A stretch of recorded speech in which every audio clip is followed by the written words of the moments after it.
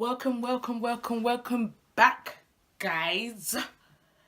Today, we are gonna talk about something so serious.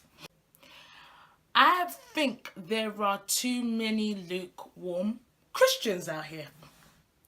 Now, wait. I'm not judging nor am I pointing the finger because I can honestly tell you that I am one of them. I was lukewarm yesterday, I was lukewarm last week, I was lukewarm last month. I've been lukewarm. And I'm telling you guys this because it's not cute. It's not cute to be a lukewarm Christian. It's not cute at all. In fact, it's ugly as hell.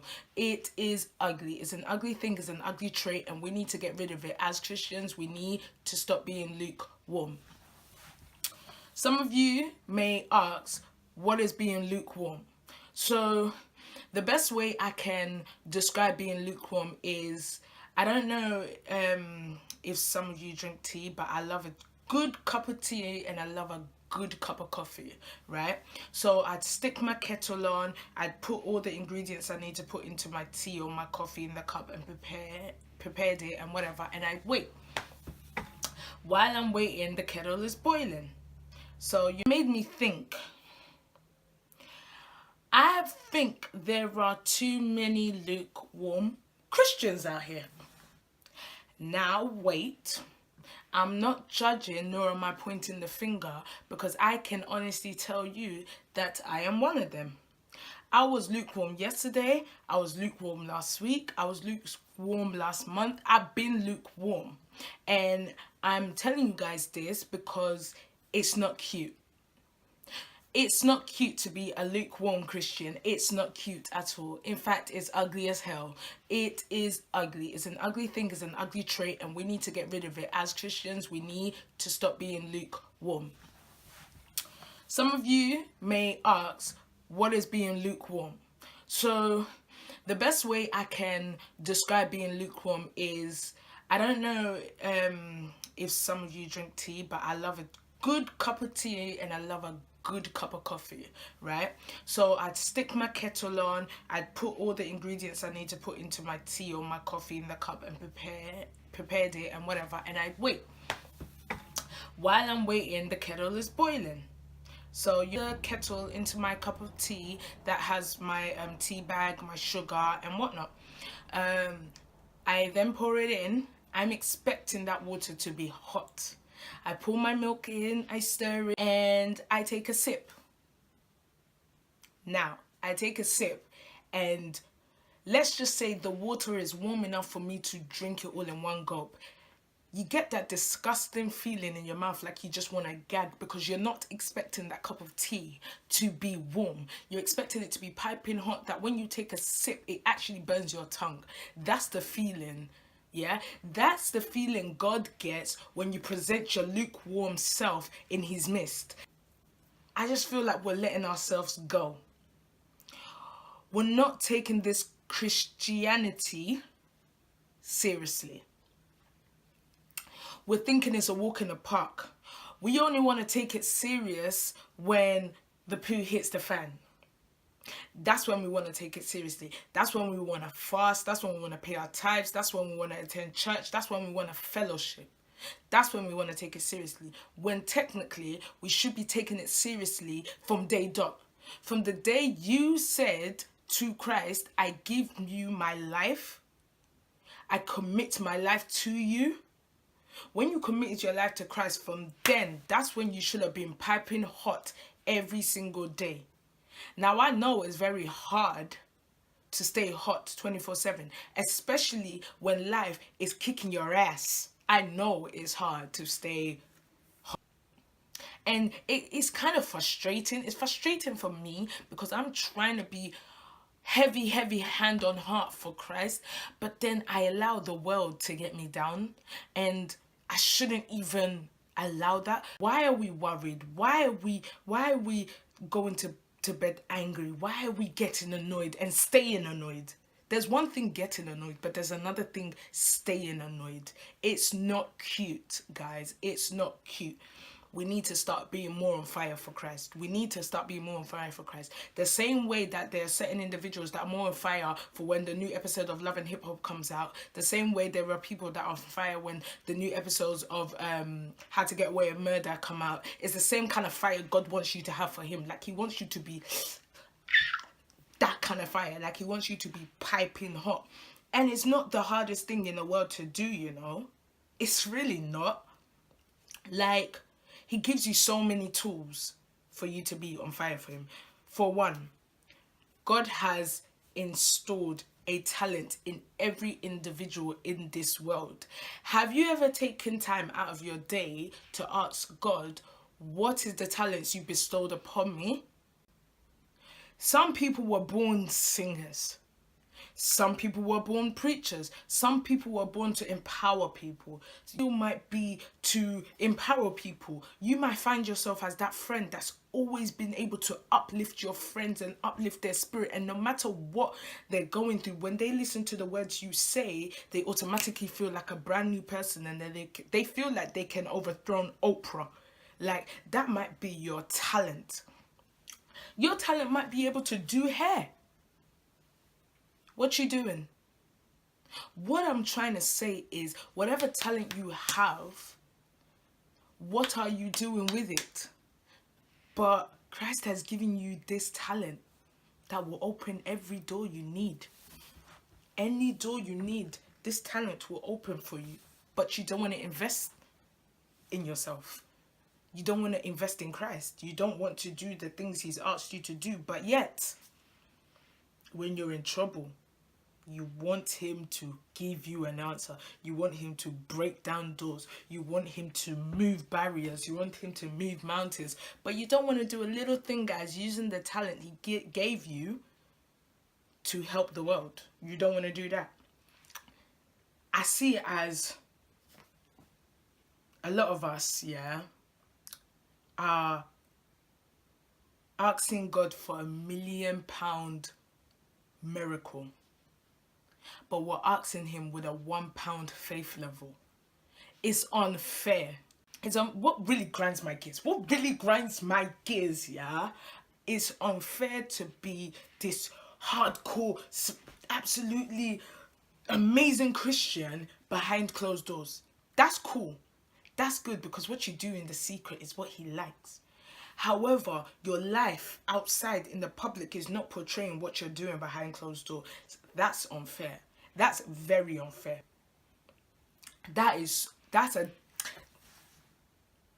It's unfair. You need to stop it. It's not cute. How are you this prayer warrior behind closed doors, but then you're this Cardi B, you're this Cardi B satin in the club. You're there, sipping more way in the club, chilling with all your girls, wearing next to nothing. And then when you come home, you're this prayer warrior. You're living a double life. Leading a double life. You've got to remember that. Now, I don't want some of you to jump off your horses and think that what I'm saying, you can't go to the club, you can't do whatever. You can do what you want to do. That's your wahala. That's your business. I'm not telling you what to do. I'm not telling you can't go to the club. I'm not telling you can't dress. I'm just saying you've got to act like a Christian. You've got to act godlike. You've got to think about the things that what you're doing. You've got to ask yourself, will this glorify God or will this upset God? I'm sorry to be frank, but when you chose to give your life to Christ, that's the decision you've got to live with. You've got to be moving like everything you do in this life. Will this job glorify God or will this job upset God? You've got to ask those questions. You've got to make that point clear, because at the end of the day, you can't afford to slip up. You can't afford to drop the ball. You can't afford to be lukewarm, because the times that we're in, ladies and gentlemen, the times that we are in right now, you can't afford to slip up. If anything, you should be as scared as me, bruh. I'm trying to wear my armor of God every single day. I'm not trying to allow this world to consume me, because I ain't got no time for this world to consume me. I didn't come too far. Bruh, you seen the last 6 videos? Fam, I've come from depression. I've come from addiction. I've come from stuff, bruv. I ain't got time. I ain't got no time. As for me and my household, we do not have that time at all. You should be renewing your mind daily. And that brings me on to my next subject. People that want to blame the church for being spiritually stagnant. How dare you? How dare you? I did the same thing and I regretted it. A year ago, I blamed my church for making me spiritually stagnant because they weren't feeding me. And I had to learn the hard way. And someone gave me this analogy. Fiona, you and your mom live together, right? And you come home. There's stew in the fridge, but rice hasn't been cooked. You're home before your mom. Now, do you sit down and wait for your mom to come and cook rice so that you would then eat it with the stew? Or would you get up, cook the rice so that you can eat and your mom can eat when she comes home?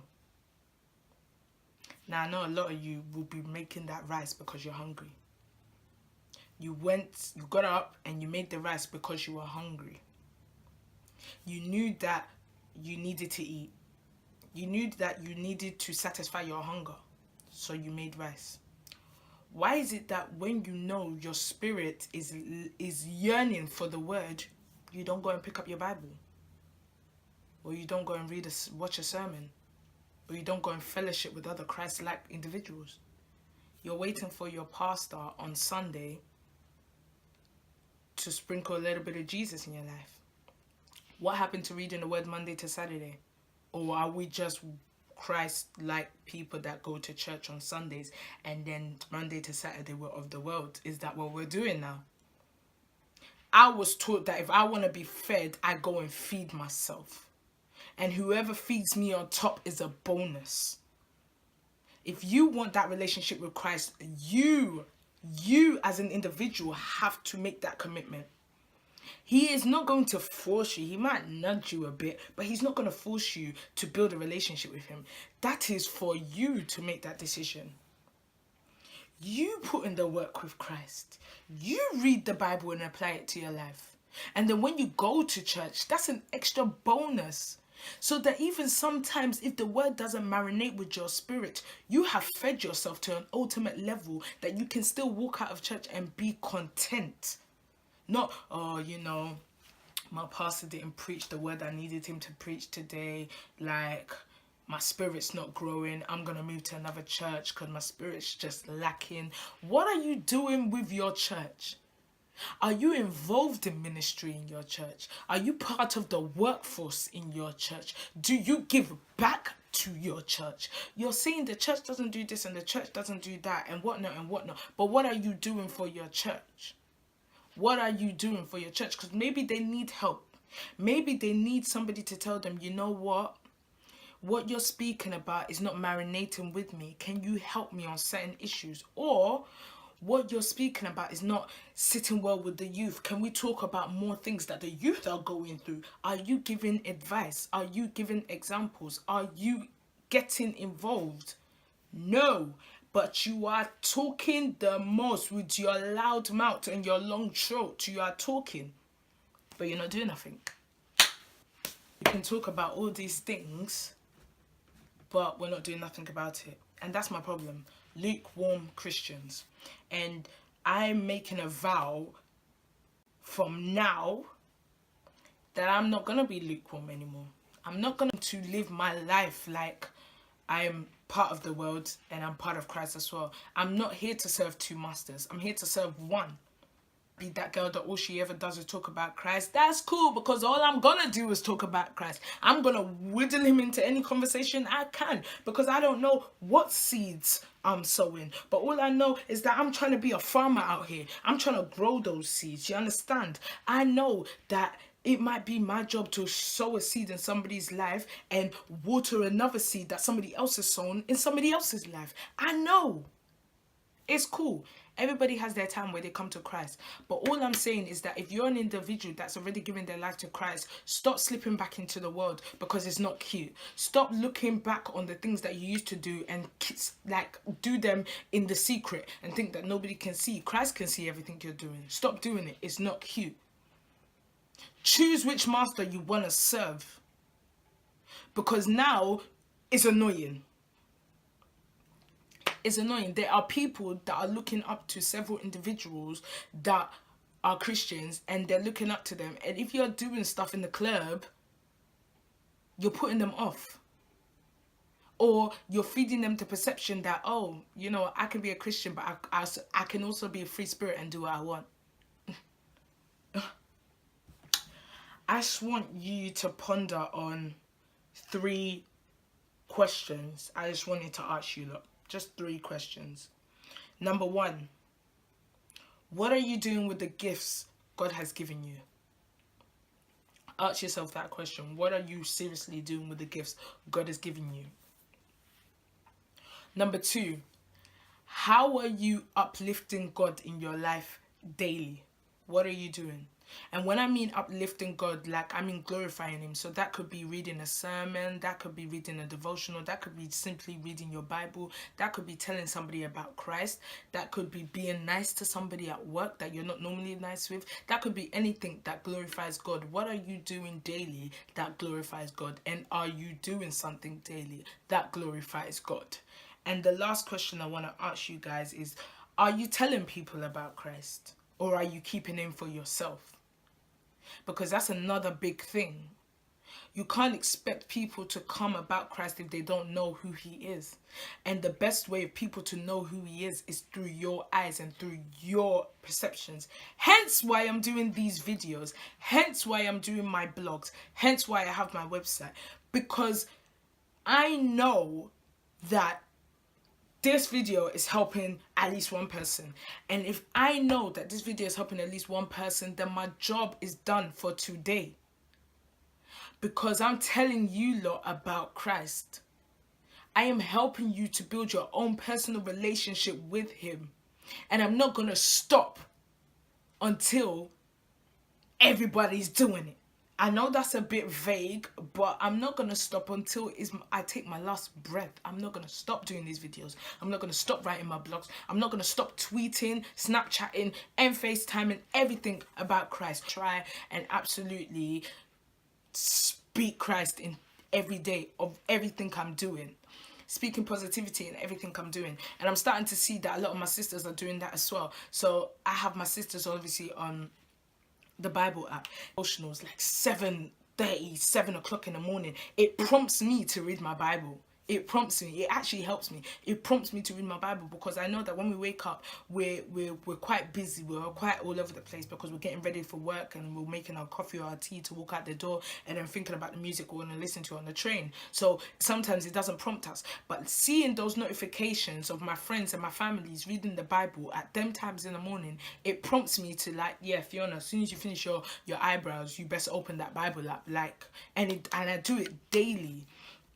Even one of my sisters, Nisi, has started like doing this motivational thing every day, and I messaged her and I told her, keep this up, because it's amazing, because you never know who's gonna read it. It's just so needed. It's just words of empowerment, and you just don't know who can open your WhatsApp or your Instagram or your Snapchat at that precise moment and need that message. Like, people are out here sprinkling a little bit of Jesus here and there. That's what I'm talking about. And it doesn't even take a lot. That would have taken Nisi about 2 minutes in the morning to put that together. Bam, put that all over her social media, and she's done. She sprinkled a little bit of Jesus on someone. She's sown a little seed here and there.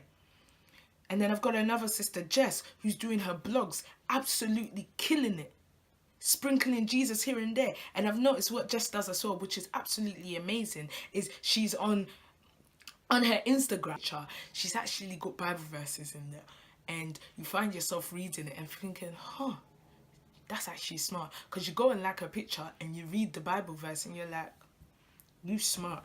Sprinkling a little bit of Jesus in there, sprinkling a little bit of Jesus in there, sowing a seed somewhere. She's doing that, and like, proper, Legit, that's what I need. Some warriors of Christ around me, and I'm very happy that I've got a collective of warriors like that are die hard for Christ. It uplifts me, it keeps me level-headed, it keeps me up there because I can't afford to slip, and they are on my case daily like you can't afford to slip. So when I'm doing something that does not glorify Christ, they bring me up on it quick. It might shut me down a bit. It might get me a little bit angry because I don't like being told what to do, and I don't like being told I'm wrong, which is bad because that's prideful, and I really need to get rid of that. I really do, and I will. But they don't care. They'll still tell me about myself. They'll still say, Fiona, you're wrong for that. Fiona, you need not be doing that. And I need those sort of people. That's why Christ put them in my life. But what I'm saying is to you guys is if you're going to choose to walk down this path, I need you to be wholeheartedly with it. And if you can't find Christ-like people or you want to fellowship more, fellowship. Fellowship is key. Like I said, my sisters, fellowship, that's key. Find Christ-like folk. Go on Eventbrite. There are so many different events out there. Better yet, go on my website. I have put so many different events that you can find people who are doing the same thing as you, who are riding for Christ. They are out there. You just need to be active because I guarantee you, if you find 1, 2, 3, 4 people who are rocking the same boat as you, you find yourself picking up the Bible a lot more. You find yourself doing more Christ-like things. You find yourself at more Christ-like events, like naturally, because you're not the only one doing it. You're with other people that's doing it. Get your friends on board. Get your family on board.